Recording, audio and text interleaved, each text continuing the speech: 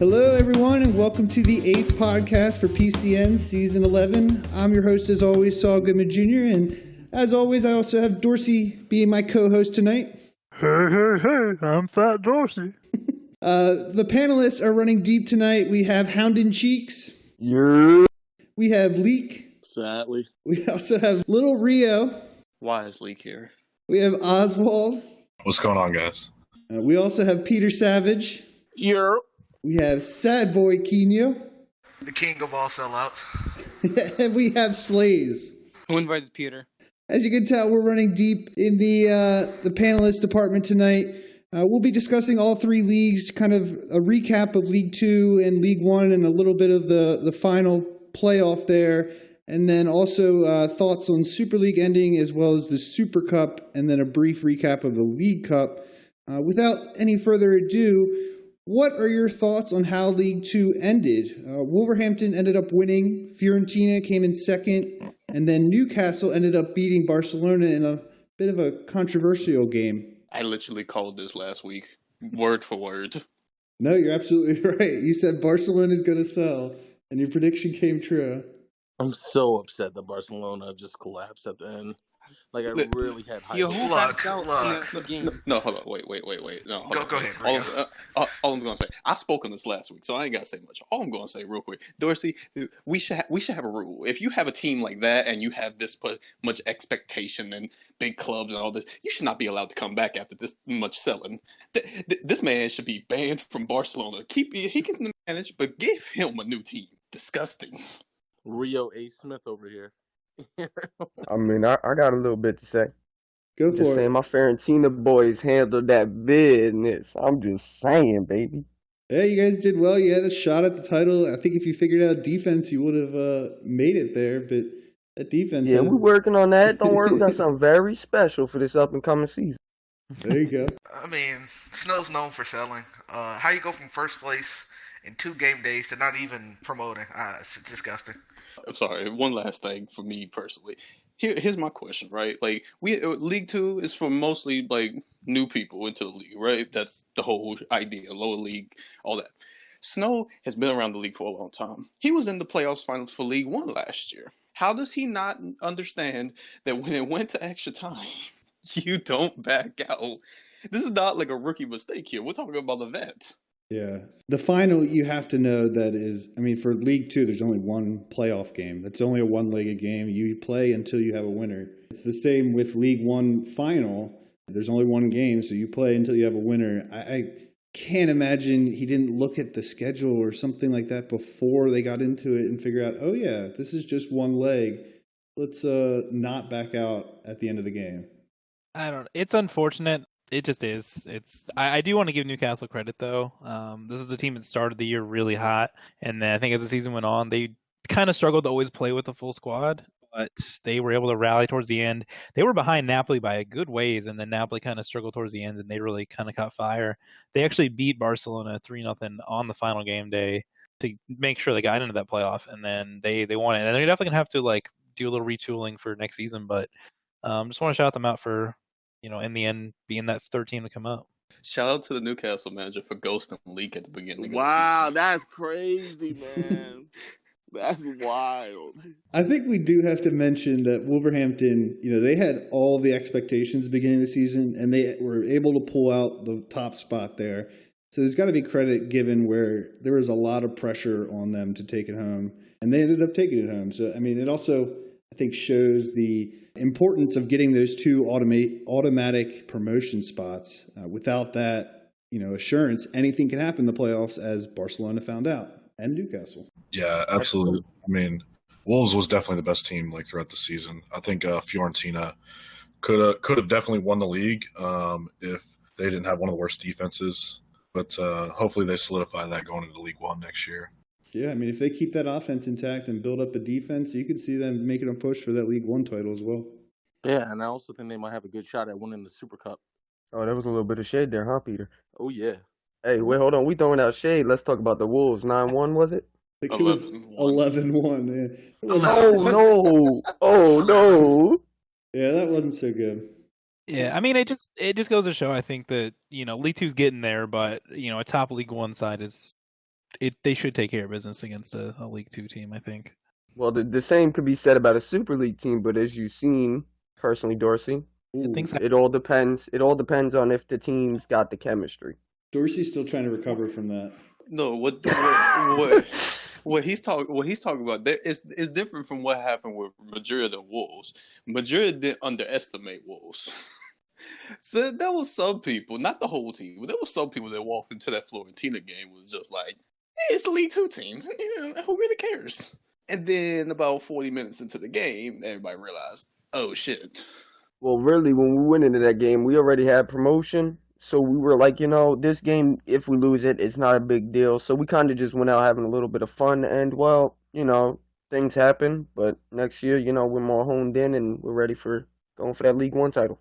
All right. Well, speaking of League One titles, let's move on to your thoughts on the League One ending. Orlando ended up winning the league. Real Madrid took second. In the playoffs last night, Dortmund beat Braga, and then Valencia beat Frankfurt. Relegation teams Marseille, Roma, and Leicester City. What are your thoughts on that, how that ended? I just want to say a quick shout out to PCN Marseille for being the first team to ever relegate two teams in one season. Beautiful. Yes, I think that's one of the greatest things to ever happen in PCN. Let's be honest. Yeah, basically, Marseille split and became Roma and Marseille. And then Roma got relegated and Marseille got a new manager in the end, but they had lost enough points. Also, a quick shout out to Foster for his amazing goal line clearance on the final day to get Chivas a win, get them into safety. I also called this exactly right last week. Basically, call Little Rio if you ever need some lottery numbers or you need to hit it big on a jackpot. He swears, bro. He gets everything correct. I promise. It's crazy. Check the statistics.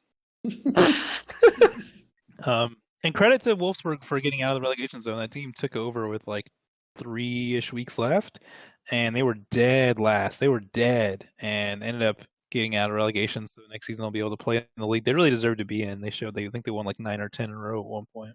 Yeah, they played really well once they switched management and added some people. You know what's insane, though, is the fact that Frankfurt was number one for so long. True. And then that collapse.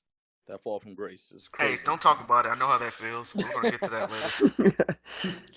No. You see what happens is that Frankfurt was a team that Hinckley got the team real late into like the off season, like 2 weeks before the season started, I think. And he got a lot of good people around. There was free agents. He stole a couple of people from other teams, and everything was looking good.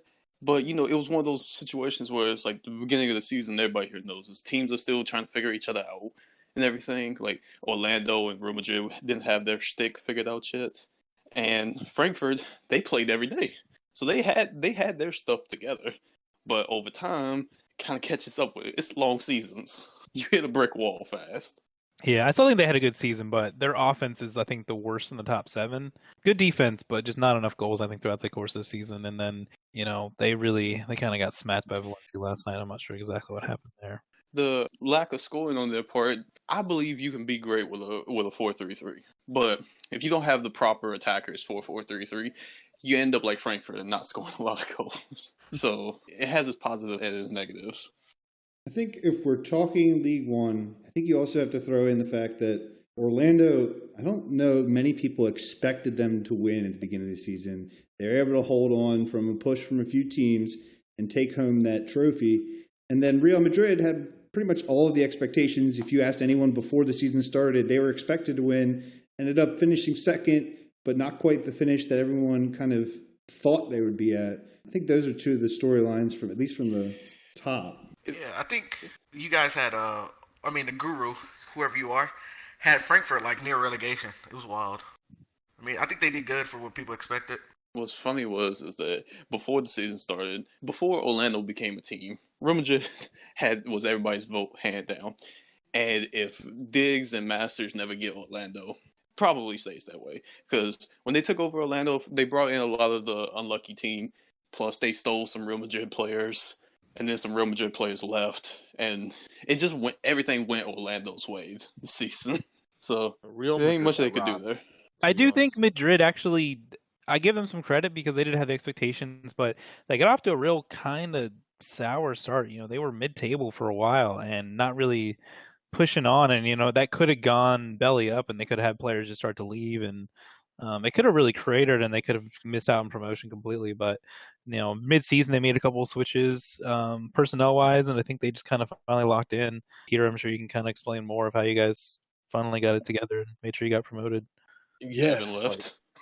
yeah. Evan left. Nah, they that got was an easy schedule. That's all it was. disastrous. That was expected. Everybody was excited, when Evan left, but just had to switch things around. The offense took forever to get clicking. As you heard, we never practiced, so we just had to gel with what we had. And Dad Job did a phenomenal job. I mean, guys, Coach of the Year, he's nice, stable, all the attitudes, all the tempers, and just stuck through it. Then at one point, Peter, maybe you can. This is just what I'm hearing from talk. Didn't you guys have? You started off with Dean as your cam. Didn't you go from Dean to Z King to Vape, and the Vape ended up being the best cam for y'all?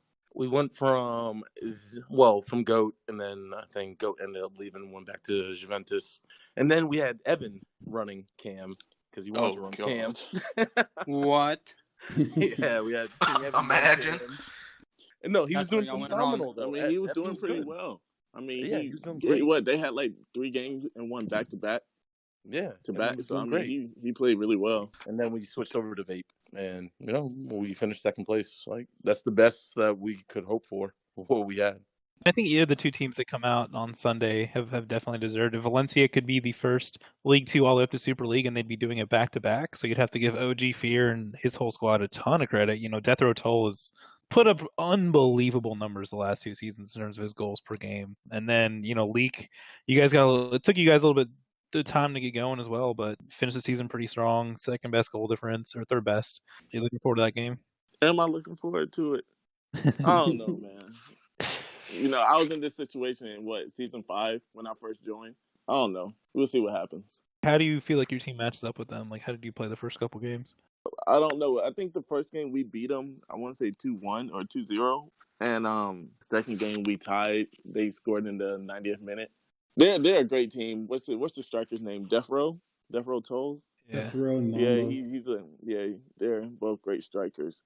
I know Death Row is top goal scorer, and I believe I was right up under him. So, I mean, he's a really great scorer. Can really finish their midfield defense. Mr. Beadon's a great defensive mid. So they got a lot of great players on the team. It's going to be a really good game. So I can't wait. I think we match up pretty well as far as they have a really good offense. We have a pretty consistent defense. And their defense, I think it depends on how they show up. From people in their camp, they don't always have the strongest defense. So it could end up being an interesting affair. I think we've played them 5 times, actually, because we played them in the Royal Cup, too. We drew them. Oh, yeah. I forgot the Royal Cup. Yeah. Drew them both times there. We drew them in the latest matchup. I can't remember the first matchup. I think we did take that one 2-1. So it's going to be a good game. Yeah, it will. Any teams in kind of the mid-table area that did better than people thought they would, or maybe didn't finish as high as they did? I know Monaco was a team people were hyping up early in the season, and I think Bayern was a team I think some people expected going in to maybe finish in the playoffs places as well. I said Bayern was overhyped from the beginning, but a team that a lot of people didn't know about because they was new to the league. But Braga is a really good team once they get people online. Aren't they like Santos?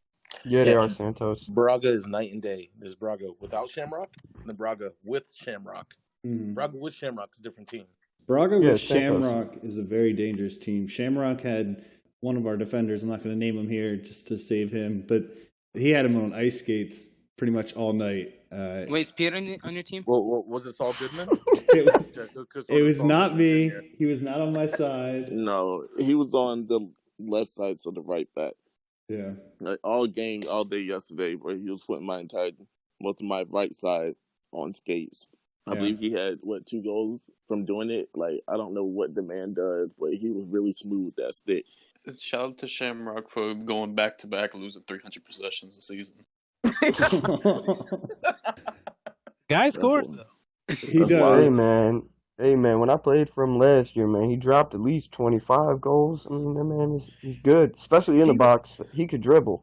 He gonna get And his. lose it. It's just you got a 75% chance of getting yours against him. Without Shamrocks, though, on that team, they're not nearly as dangerous. And that's, I think, the point Peter was making, is that he was basically their entire offense as far as creating. And the offense is lifeline. Yeah, if he's on, they're on. If he's off, then they're off. It just kind of goes where he goes. And then since I wasn't in League One this season, and I don't think they got a marquee matchup, how good is Kawhi? Because he put up some insane stats. Kawhi, we're not going to speak on the logistics of it, but in other universes, he's considered one of the best DMs around. Who? Kawhi only. What team is he on? He's on Braga. Non-factor, homie. Who? I didn't see his name, so Non-factor. Stop Didn't even see him in the disrespecting game. that man. Did not even see that man in the game, bro. I'm not trying to disrespect him. It just his name did not come disrespect. up. Did not see him at all during that game. He might not have been there. I don't know. Yeah. Or maybe he was. My. He might pull a Slays. You never know. You never know. I do think it'll be interesting to see how Orlando does if they do end up sticking around and they're not just going to be pissy about getting defaults this season because they don't know how to follow the rules. I'll be curious to see how high up they can finish the Super League next season because they've clearly got a really good squad. Yeah. If they keep the exact team with Evo and all of them, they'll be a contender next season in the Super League. But the problem is when you have people like Diggs and Masters, they tend to not stick around. So let's wait and see. All right, let's move on to the Super League. Ending, Benfica ended up winning the title last night with 2 games remaining. Juventus, AC Milan are right behind them, separated by 1 point. I just gotta ask Dorsey. It's not to Juve, but how does it feel to be on AC Milan and finish in second?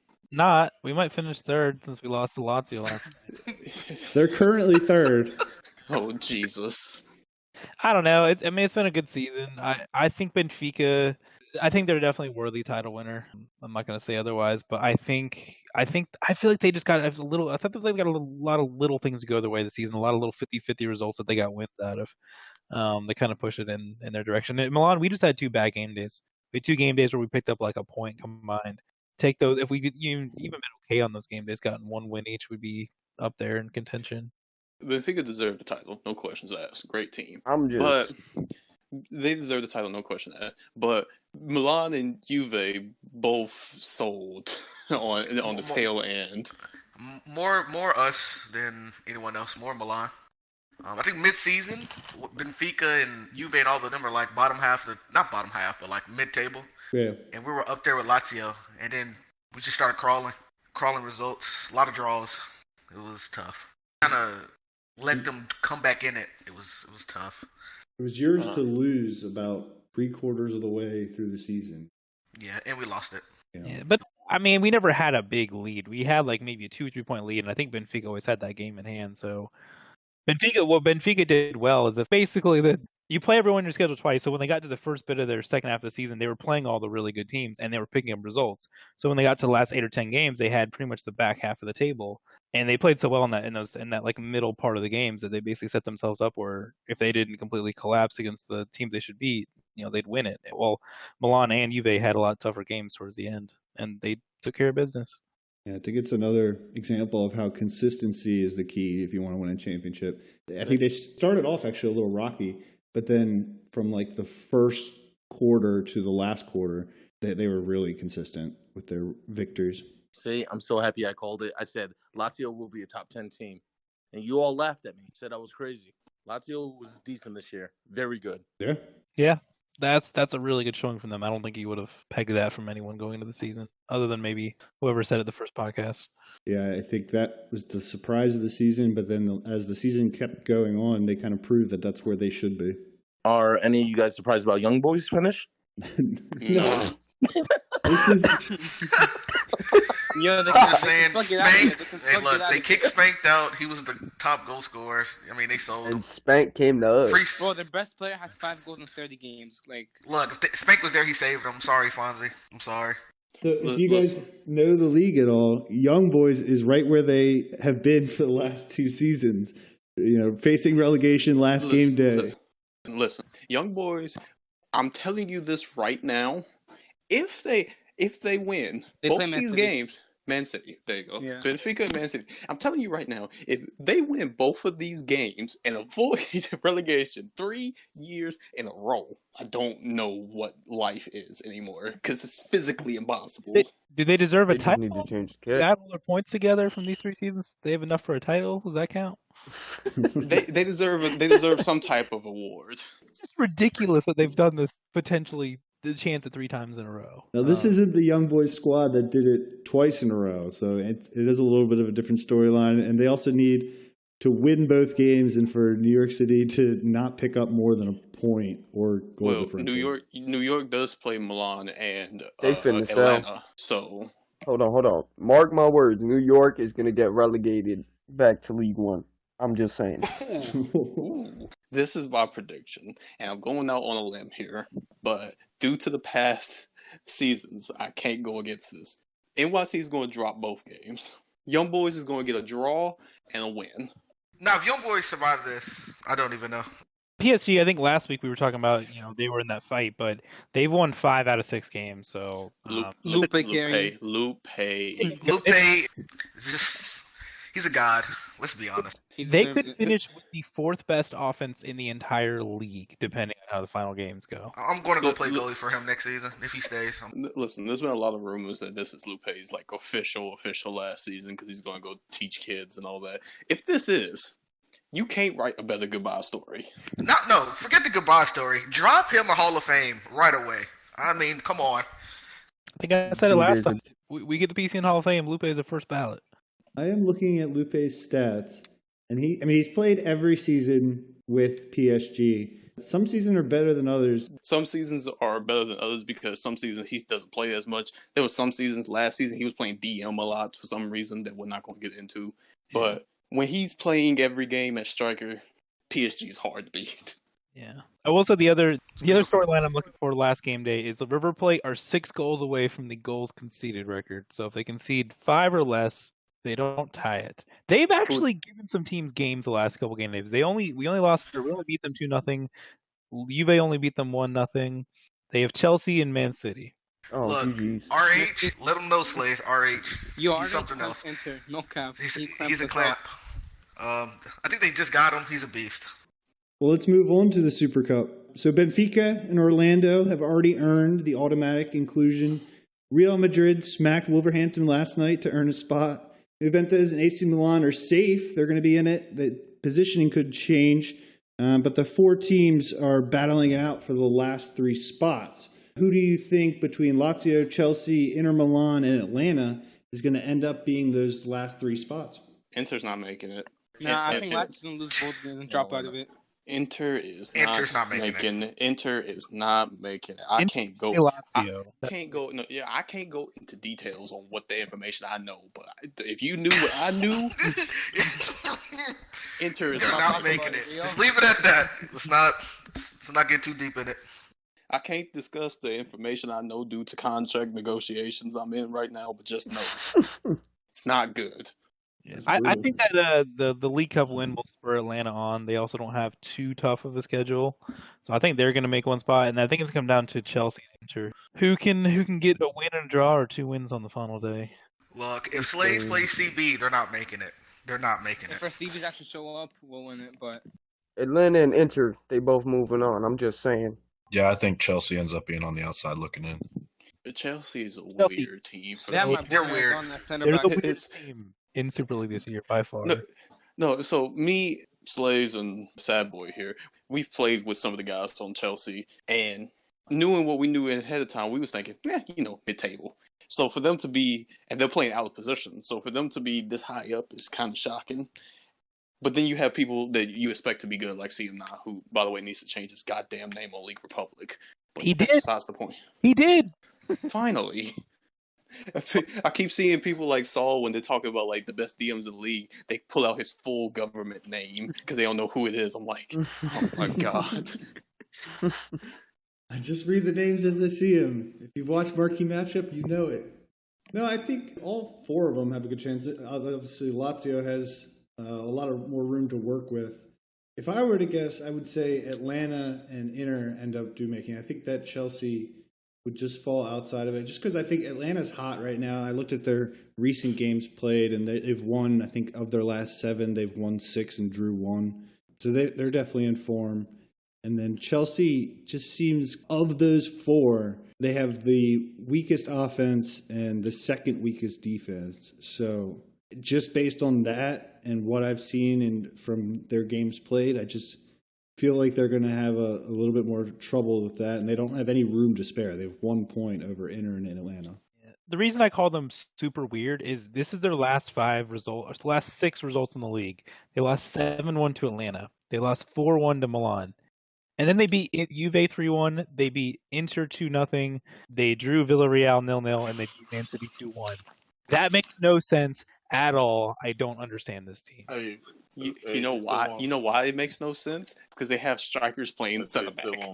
Any final thoughts on the Super Cup race? Benfica is going to win it. Real Madrid. Real Madrid's gonna play a team over League 2 and lose. I'm just saying, you know what? I'm going to go with the shock the world. I got Inter going all the way. Disrespectful, honestly. Buddy. Yo, listen, people can't be drinking before they come on the podcast. If I had to take a shot at it, I'm probably going with... Saul's picking Real Madrid because they're the League 1 team. No, I'm picking Juve. I just think they haven't really shown all that they can do. I hate all of y'all. I'm going home. Wait, I am home. Look, here's the thing. Juve, if they get everybody online, if they get Italiano, Messina, Mocro, all of them online to play, they're winning. Problem is that nowadays, they all have obligations in real life, and they all are not available always. Yeah, I think that's my caveat. If they got all the talent going the way they should, they would be a very tough team to beat. I think it's going to be real close, though. I don't know if there might be one matchup that kind of gets a bit of a blowout in the quarterfinals, but looking at all those 6 teams qualifying for Super League and then Madrid and Orlando, it's going to be tough. You have to play your best. Yeah, I think that's the team I'm most excited to see on this is Orlando. I want to see how they do against the top Super League teams because they were a very good team all season long. It'll be interesting to see how they fare against the top teams that PCN has to offer. Ooh, now Dorsey, I got to ask, who you think's going to get blown out in the middle? Since you added that in, I want to know. I don't know. I don't have any prediction on it. There's usually one matchup that ends up being like a 6-1 over the 2 legs, but we don't know who the matchups are going to be yet. I'm telling you right now, Orlando versus Benfica is going to go to pins. It's going to be 0-0 across the board because Orlando is the youth development system of Benfica. It's not Orlando versus Benfica, though. I'm saying they're going to end up matching up, and it's going to go 2 pins. So you think Orlando's going to beat Juve or Milan in the first round? Yes. Rio's really putting that prediction streak on the line here. That'll be fun to watch. All right. Well, very quickly, just going to recap for y'all. If you didn't get a chance to watch it, Atlanta beat Manchester City in the League Cup last night, ended up taking it home 2-1. Did any of y'all get a chance to watch it? If you did, what are your thoughts on that game? Didn't watch it, but heard it was a good game. Atlanta came out firing. Man City's been in really good form, but they didn't have their best night last night, and Atlanta got 2 goals first half. Were able to kind of hang on. Credit to them for getting that win, and I got to say, shout out to my boy Jeff Shreves for keeping us updated from the sideline. I love that, man. He's going to be a sideline commentator for years to come. I'm so out of the loop in this reference. Wayne Fletsky decided to be a sideline reporter last night, and it was real comedy gold there. I loved it. I still haven't heard it yet, so I need to go out there and listen to it. Watch the best clip. I'd say to watch the last 10 minutes of the game and the post game. There's some absolute there if you can't watch anything else. All right, boys. Let's move to the last question of the night. It's a user submitted question, much to Dorsey's chagrin. What is the hardest position to play and why? Cam. Definitely not. Definitely not. Cam. Definitely Jesus not. Christ. It's definitely not. Y'all are tripping. Tell me, give me explain to me why you think Cam is the hardest position to play. All right. The cam is more of the quarterback. They have to have the vision. One of the first positions to be blamed when the offense ain't clicking. When they're not coming back to help the CDMs, they're blamed. I mean, look at Real Madrid. We went through 5 of them. It's not even that. Like you said, Cam is a quarterback, but literally, a Cam is a make or break on your offense because it depends on who's the Cam, their play style. If you have a Cam that's running down the wing trying to wing bash, then you have no middle pass. Also, if you have a cam that's a shoot first cam and not a passer, then you are looking your strikers again missed out on open looks. But also, then if you have a again, cam, you got to realize some teams don't play with a cam. Then what? They play with strikers in the middle. Yeah. So I mean, like to me, the hardest position to what I said was every position, because if you screw up in one position, you're getting like everyone else is getting pissed off at you. If your No, goalkeeper screws up, then what? Your goalkeeper that's Oh, the yeah. hardest position. Now, if your center back screw up, then what? Your strikers and your midfielders now bitching at you in the backfield. And now, if your strikers aren't scoring goals, who's getting blamed now? So every Every position on the position's field, hard. every position on the field. It's not just one position, because if you say it's one position, that means you're blaming that one position and that one player. No, if one person screws up, that entire back line is messed up. Your goalkeeper, your defensive mids, your midfielders, your strikers, everyone. Yeah, they just. Every position is difficult, regardless. On I just never one. heard Leak speak something smart. No, but here's the thing, Lee. Nobody is sitting here saying that we're going to blame the cam if the team's struggling. But the cam is the hardest position on the pitch to maintain. Yeah, Yeah, you can do well at cam, and it still doesn't matter sometimes. Look, No, you could but- be here's all I'm saying is that you can be a great cam and have terrible strikers, and you can still get results. You can be but if you're a terrible cam, you could have god tier strikers and still not get results. Yeah, I agree. I mean, I'm not saying you're wrong. I totally agree with you. But at the same time, like, you got to realize some people are just god awful and some people are good. I think you guys are saying two different things. I think Leak is saying every position is equally important. And Which it is. I agree with that position, but that's not really the question. The question is, what is the hardest position to play? Like, let's say you have someone who's brand new to FIFA or brand new to pro clubs, and they try and start at a few different positions. Which of those is going to be the hardest one for them to pick up and play well? Yeah, because you have some players like if he went up to my position and played striker, and he can't get results. Like sometimes, y'all call me informed league. Sometimes I'm not going to score. Sometimes I will score like a goal that you're like, how in the world did you score that? And then you have some players out there that try to play that position, and they're like, how do you do it? Like, And then if I go to center back and I'm trying to be like Peter and I can't make a single interception, then I'm like, bro, I can't play this position. I don't know how to do it. Exactly like Peter. Can't make. But see, here's the thing. Here's the thing, though. Here's why I say Cam's harder than any other position. Is because every other position you have a fallback plan. You have a piggyback. If you're a CB and you're struggling, your other CB or your other defenders are there to help you. If you're a DM and you're struggling, you have a defense. If you're an outside mid and you're struggling, you have a cam. If you're a striker struggling, you have a cam and outside mids. If you're a cam struggling, nobody can help you. I wouldn't say that. Because the left mid's a lot. Job requirements, man. It does. Yeah, but the mids and the strikers usually fall back a little bit, so the cam has options, and the CDM comes up a little bit. So to say that he really has no backup plan, it's a little bit of an exaggeration there. But I mean, would you want your DM to come up though in that situation that they get countered? I mean, the cam has to play good. Honestly, yeah, because you got the CBs. Well, you also got to realize it depends on what The formation middle's you're gonna running. be wide open though. Yeah, it You depends. never want to do that. It always depends on what formation you're running. Like if you're running a 4-2-3-1, you have your defensive mid that can help out the cam. One can push up, one can drop. Yeah. Now, if you're playing a 4-1-2-1-2, and you just got one defensive mid and one cam, I mean, I could clearly understand that you got to keep one guy back and can't support. So it's just basically you're running a 4-3-3. Let's drop into this bubble. The majority of PCN runs a 3-5-2. 3-5-2, which doesn't make sense. But everyone's Everybody loves a 3-back. Majority of PCN runs a 3-5-2. If your cam is struggling, there's no chance. You have no hope. I agree. You have two CDMs. One moves up, one stays back. I think it's In gonna a 3-5-2 though, you're gonna get demolished. Yeah, I think next FIFA you're going to see a shift from, I don't think completely, but I think you're going to see a lot less 3-5-2. And I think like a formation like 4-2-3-1, you have two DMs and two other attacking mids to help you. And I think in that kind of scenario, I don't think it's the most important. I think 3-5-2, I think Cam is probably the most hard to play. I think the only other position I would kind of nominate is, in any formation, is center back. Because you have such a tough job. You have to, in terms of when to drop the line, who to mark, when to step. If you're playing a 4-back and you have a shit fullback next to you, or you're playing a 3-back and your DMs aren't doing their job, or your outside mids back, holy shit! Yeah. Shout out to Flat Diamond playing CDM. You hear this? Yeah, he played CDM while I was gone. You know, I had to make changes. Flat played really well, although he wanted to push up like every other player in the world. But you know, I mean, like I said, it always depends on your players and the formation you're running. If you're running a 3-5-2, your wingers got to drop as well constantly, and players have to just like move around. You know, it all comes down to chemistry and discipline. If you know where your cam is, you know your cam's going to drop. One of the strikers is going to have to drop for that cam and create a different role, like a center forward role for that formation.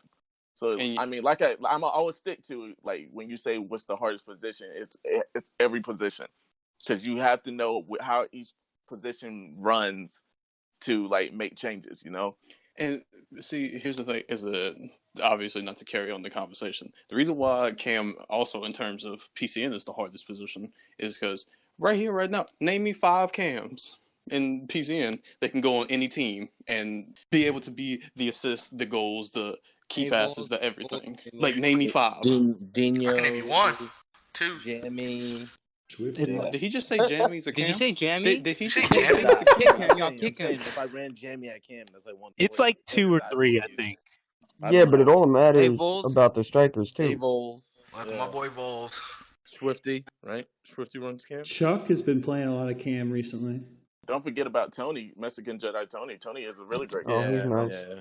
Look, I only know 4, and some people don't even classify them as Cams. But Vols, Cozy, Tony, and Dean. Those are the only 4 I can name you right now. Oh yeah, Dean. Yeah, definitely. Damn, I forgot my boy Cozy. All right, boys. I think that's going to do it for this podcast. I want to thank everyone for coming out and joining this episode. Thank Dorsey for co-hosting once again. Hope everyone at home enjoyed it. Everyone stay safe until next week. Take care.